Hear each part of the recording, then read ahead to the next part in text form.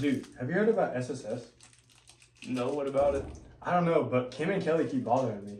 They won't stop messaging me about it. Well, let's go check it out. Let's go check it out.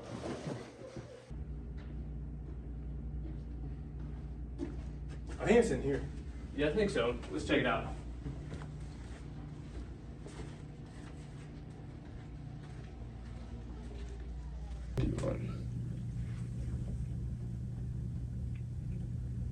My name is Kelly Kellogg, and I am the Director of Institutional Effectiveness. And we are continuing our video trilogy showcasing innovative practices at Carl Albert. Today we're going to shine the spotlight on Student Support Services featuring Kim Hughes. SSS has cracked the code in improving graduation rates, and the answer might be surprising. Recently, they celebrated a 58% graduation rate for the 2020 student cohort, which is significantly higher than the estimated 30 to 35% national average for community colleges. Kim, before we get into this, what is your role on campus? I'm the Student Support Services Coordinator here at Carl Albert, and kind of our mission at Student Support Services is to graduate, to retain, graduate, and to transfer low-income, first-generation, and disabled students. My name is Isaiah Lloyd, and so Kim, tell us, how did you do it, and what factors contributed to this success? Well, I think one of the things that people ask me a lot of times about SSS and the success of our TRIO program is, you know, how did you reach such a high graduation rate? And historically, I told people, I think it's a lot about the relationships we build with students. But you know, without data, that's just an opinion. And so through non-academic assessment, we really began to try to figure out how to tell our data story. How do we show that this is actually true?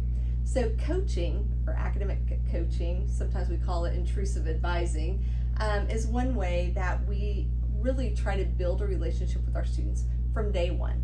So they come in, we do a needs assessment, we see, you know, what are the things that you want to accomplish, what are your goals, what's your career pathway, what degree plan are we going to follow, and so that begins on day one.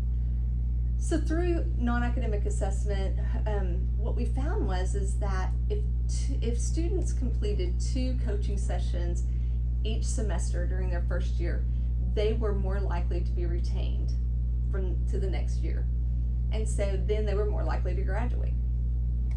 So we thought, how well are we doing with that, right? You know, so like over 70% would be retained, but what we figured out through our data story was that less than 50% were actually getting 2 coaching sessions per semester.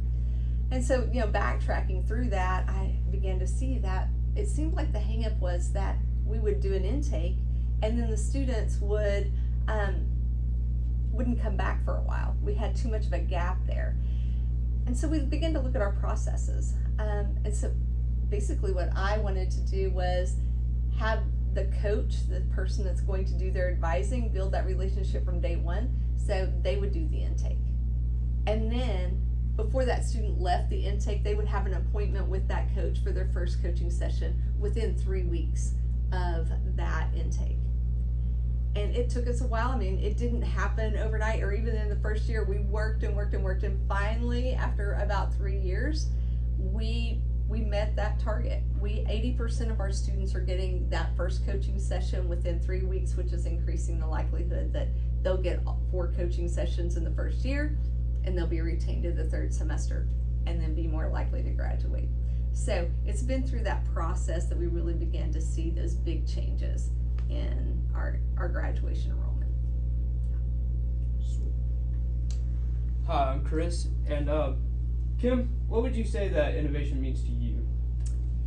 So when I think about innovation, I think one of the things that we have to think about is maybe what our opinion is. We're supposed to be the experts, like what do we think works? But then also we have to back that up with data.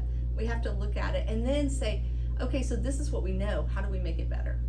And don't be afraid to take risk. Like, I set the bar really high at 80%. We were less than 50%. So at 80%, people are like, well, what if we fail? And I'm like, it's really not about failing. It's about continually improving. Even if we don't meet that threshold, are we doing better? And are we setting things in place that are going to get us there? And so we're learning from those times when we don't meet it. And from that, then we can continue to improve and make our processes better. And so my idea is that we need to be proactive instead of reactive.